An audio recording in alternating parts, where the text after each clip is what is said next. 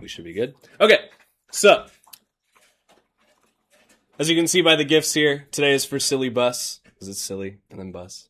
Okay, anyway, so what are we doing today? The syllabus. There's a form on Canvas, the one that says ASAP. That one is not 4 points, yet still really important, because it gives me, or it gives you a chance to tell me what specifically you need me to do in order to make this class the most successful and the most functional, okay?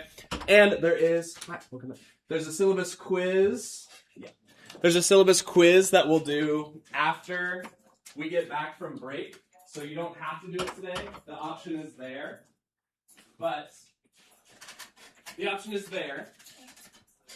if you want to finish it today, it's not due until the 23rd, so you won't miss out on any points, which is something I'll get to in the late policy type stuff later on. What are your outcomes? You understand the course expectations, especially my grading and late policy. And I'm going to go pretty quick through this so that you have a video to reference later, as well as all of these copies available on Canvas, or if you want to keep the physical one, you're my last web design class for the day, so you totally can. Your assignments, I need you to do that syllabus form as soon as possible, and the syllabus quiz will happen after break. Quick disclaimer on the syllabus quiz, it's a new Canvas thing that I'm not very good at yet. And fourth period caught an error in the grading process category. So if you get that error, if you get it correct and Canvas says you got it wrong, I'll fix it. But if you get it wrong, then it's okay. But I am going to leave it if you get it wrong. And then project number 1 is due today. If you have not already copy and pasted your project number 1 code, which by the way, again, I want to reiterate, are looking awesome. You should be really, really satisfied with how they turned out. Copy and paste that code into project number 1. Last thing, if you've been absent, excused absences, you get as many excused absences as you had tacked on to the next school day. So those start on the 23rd. Say you were gone for 4 days. You have 4 more days after Monday, the 23rd, to turn that in, because breaks don't count. I'm going to do tracking your progress early today so that you know what to expect as I kind of read through all of the heavy syllabus language. As you can see, it is 4 pages, so there's got a couple things I want to get through. You understand the course expectations, especially my late policy, because I want to make sure everybody's on the same page with that and know about your accommodations if you have them. You should understand your role in the classroom. You should know how to share the space, and especially you should know what is acceptable and unacceptable. Okay, before I get into the actual syllabus, I want to talk about why. Why we're doing this is so in the energy or the idea of consistency. Again, you coming to web design each day knowing what to expect or how I like to teach or how the room likes to happen is going to allow you to feel safe and to experiment with the type of stuff that we're doing in here. Okay. A syllabus is also a community agreement, the same type of community agreement like a constitution, and the same type of community agreement that you enter when you enter any type of relationship. Okay? Personal relationship, professional relationship, educational relationship. You need to have clear communication, understanding of the boundaries, and understanding of what consequences might come as a result of violation of those boundaries. Okay? This applies, again, a lot of the things I teach you in here go bigger than literally code. So keep that in mind as you enjoy the rest of the second semester. And we'll do the exit task a little bit later. Let's look at the syllabus. Okay? You can see there are 4, or how many? Let me see if I can count. 6 main sections. There's an objective, your skills, materials, my general course expectations, and my specific course expectations. And then I want to talk about dual credit, because you have a chance to earn some college credit in this class. You as the web design students, actually before I do this, you know my name. My first name is Benjamin, pronounced Blake knee, like the thing on your leg. I use any pronouns. Most people stick with he, him. That's totally fine. I like a he, they. I don't really mind though, because it's any pronouns. I prefer that you email me because Canvas Messages doesn't notify me as quickly and isn't as easy to attach things or easy to reply and I've seen some of the numbers that y'all have of unread Canvas Messages, so it's kind of not the best source of, anyway. So in room 2207, if your guardians need to get a hold of me, my classroom phone number is this. You can ask the office for extension 7754, and it will go straight to that phone over there. And then my office hours are typically in flex, or if we need to have an after-school appointment, you can let me know. Hi, welcome in. We're going over the syllabus and it's all recorded, so you can check it out a little bit later.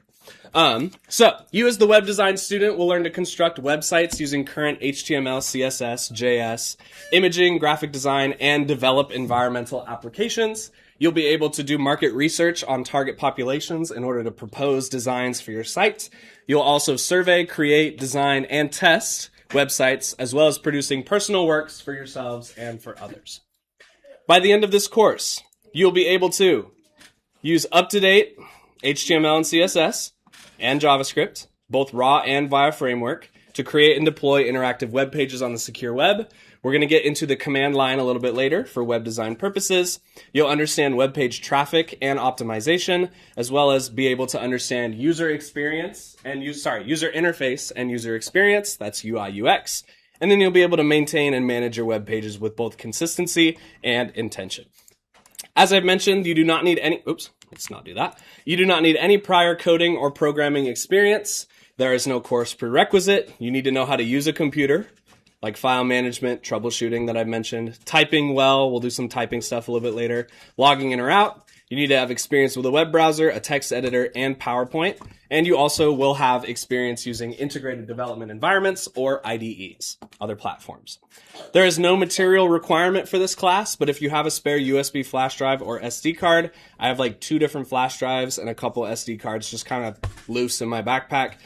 16 gigabytes or more is recommended because it helps to have a little local backup of your sites. We have OneDrive storage space, and we host and deploy using GitHub and Vercel, both free and approved and safe websites. But it doesn't hurt to have a spare USB flash drive. I recommend it's USB 3.0 or higher because these have Type-C drives. You want to make sure it has the blue inside of the USB. The other ones are fine. They're just quite a bit slower. This is related to your entry task. My general course policies and expectations are to be respectful, be aware, stay responsible for your learning, give your best every day, arrive on time and prepared for class, and be kind. That's the general gist. The longest part of the syllabus are the specific course policies that I'm going to go through quick. I'm not going to read it word for word. But before I do that, are we all good on this so far? Perfect. Okay. So the specific course policies and expectations, I want to start off with hate, discrimination, or prejudice of any kind will not be tolerated. Should any of the aforementioned occur, both your guardians and the administrators responsible for you will be promptly informed and involved in the next step process. Okay? You guys are good at phones and phone box, but I want to make sure you know that happens at the start of every period. You can always assume that's where they begin. I will explicitly tell you when you can have them. You want to arrive on time, log into the computers, and prepare for instructions. You're expected to try your best, make an effort, even if your projects are not perfect, because the process is more important than the product. And I want to emphasize that questions are welcome and encouraged. Typically, I would like for you to hold them until I finish teaching the entire class so that we can get everybody on the same page and then Jake or I can answer your specific questions. But I will never say no to you asking questions. If you feel subconscious or self-conscious about, oh, I don't want to ask this question because he taught me this, like whatever, ignore that. This is literally a space for you to learn things. You should be asking as many questions as possible, and it will never annoy me, okay? Make sure you understand that. And resources will always be accessible and should be utilized throughout the semester. You should respect the room, the computers, your coworkers, and yourself. On this, eating and drinking are not technically permitted. There's not supposed to be any liquid or any food in this room, okay? But I've given a compromise in that drinks that seal are allowed. So I'm seeing everyone who has drinks today, those all seal. It needs to have a lid or a cap or something where you can screw it on that it will, if it falls over, it's not going to spill. That means fast food plastic cups, coffee cups, cans, not allowed, especially not at the desks. Okay, I've had too many spills. All right. If you are going to eat in here, it must be away from the keyboards. Keep in mind that other folks use these computers. I have like 120 odd students, and that means a wide variety of food allergies that you don't want to accidentally activate. Okay? So if you're going to eat, it must be away from the keyboards a good distance. You keep your hands on your own devices, phones, lab computers, etc. at all times. Complete projects by the due date and communicate effectively by me. And then we'll talk pass-fail contracts as necessary after quarter 3 ends. Before I move on, does that make sense? Okay. This is a CTE course, Career and Technical Education, where we focus on career skills and professionalism, which is aiming to give you real-world experience. You should treat this classroom like your work environment by being respectful and courteous to your fellow students, your teacher, and your workspace, and then eyes and ears on me or the screen share whenever you are in class. Questions are encouraged. Don't hesitate to ask. But ideally, once I've finished teaching, that's going to give you a better answer. Honesty, I default to the Skyline Student Handbook for details on academic honesty, but I do want to talk specifically about this AI disclaimer here in a second. And before I do that, are we good on courtesy, behavior, and honesty? Sweet. So AI, you are expected as the students to be the sole creator of your web pages. This is in bold. So this course will have no information about the creation or development or deployment of AI tools, including large language models. Do not expect them to be covered. It will not happen. Okay? If I suspect that a web page was created in total by AI with no student contribution whatsoever, I will first talk to you as the student. And if I discover that AI has created the entirety of a project, an assignment, or a web page that you claim is your own work, I will be doing an informational referral on the grounds of academic dishonesty. Okay? I know that the AI can make websites. I want to know that you know how to make a website. Okay? And the beauty of these simple languages is that people are the ones who make them, and they share them with other people. Okay? Hopefully that's clear. AI can be a useful tool for explaining concepts, clearing confusion, or collecting resources, but it will not be the creator of your web pages. That is your responsibility as a web design student. And for each project or assignment that uses AI beyond an informational or explanatory scope, I will talk about the AI disclaimer, and that needs to be submitted alongside the project. And we'll get to that a little bit later. Is my AI policy clear? Any questions on that? Okay, I'm going to move on to late work. This is an important one. It's especially related to your syllabus quiz, okay? Work is due by the due date posted. That does, if you have IEP or 504 extra time accommodations, you get those, obviously. But try to get them done by the due date in Canvas. That'll be the most general one. Because this is a project-based class, it's important to keep up with the work. Now, late assignments, whether they are 5 minutes late or 2 weeks late, automatically incur a 20% penalty. And starting on Monday the 23rd, I will be using automatic Canvas zeros if something's not submitted. Now, if you look at the next bullet, late policy is manually adjusted for any IEP or 504 accommodations. So if you have an extra time IEP or 504 accommodation, I will automatically go back, or I will manually go back into the gradebook and I will update that grade. So if you get a 0 and you know you have extra time, know that you have that extra time and can still submit it. And I will update the grade later to not have that 20% penalty.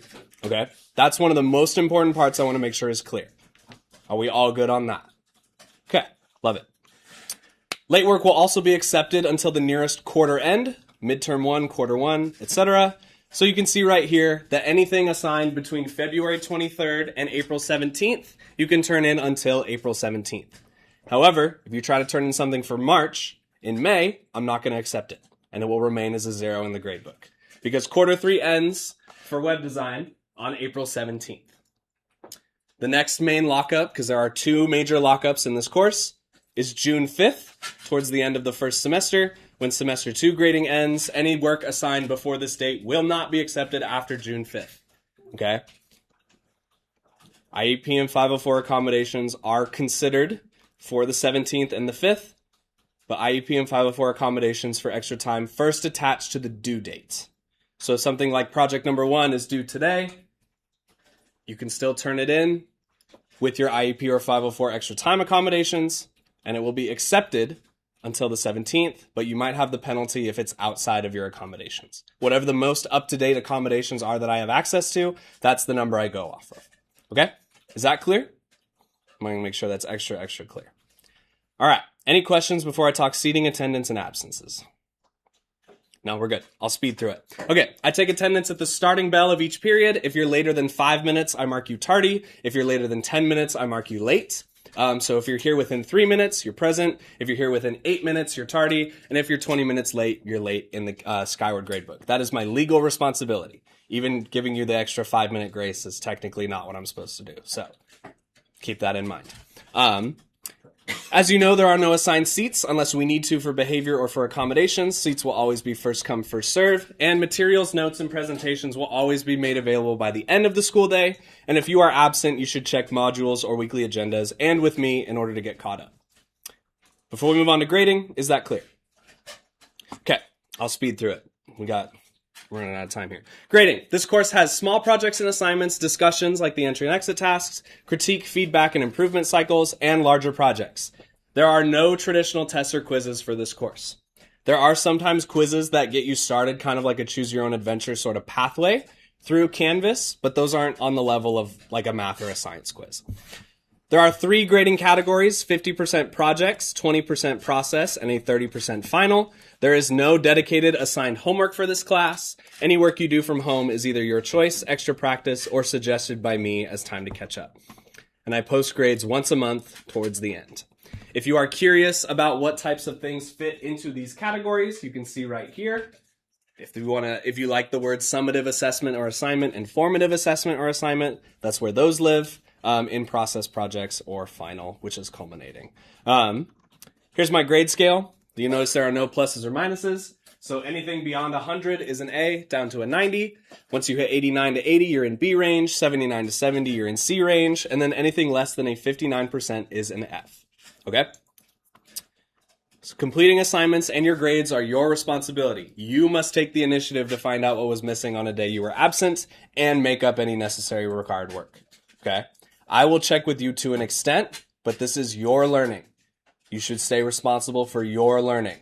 Remember, that's one of your general expectations. Before I move on to dual credit, the last thing, and before we play Minecraft, are there any questions on the grade policy? Okay. The last thing I want to share with you, because this is coming up a little later, I'm going to go extra fast through this. If you pay a $50 non-refundable fee, talk to your counselors about any potential fee waivers or anything that might be available for you. If you pay a $50 non-refundable fee and get a grade of a B or higher, this class will give you college credit as well as high school credit. It's called dual enrollment. It's very cool. You must register for dual credit while you are enrolled in the course. The counselors will talk about this a little bit later in the semester. I think we have to have it figured out before Q3. So that means April. If that sounds interesting to you, there is more information coming. For now, just know that this class can give you college credit if you pay a $50 non-refundable fee. And if you have questions about waiving that fee, that is a counselor question. I have no idea. I just put the grades in. Okay? That being said, this QR code will link to the syllabus form that I would love for you to fill out before the end of the day.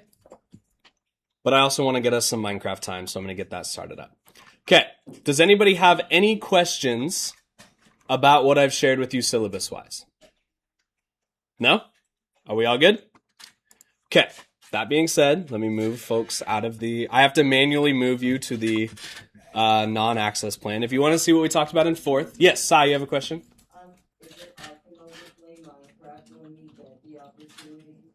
Is it optional? Yes, it is optional. You're not required to play Minecraft. So you don't have to. I just think it's something we like doing. Okay. I'm going to finish up this video. I'm going to uncheck the blocking plan. You do still have an entry and exit task, but the form is the most important part. These are open all through break. They are not technically locking until the 27th, which is what day? That's the Friday after break, so you can do these exit tasks a little bit later, especially because I think we need to finish yesterday's exit task, which is right down here. Anyways, besides the point. What I need you to focus on, especially, is the syllabus form right here, and we'll do the syllabus quiz when you get back from break. You can do them now, the syllabus quiz, but you don't have to until later.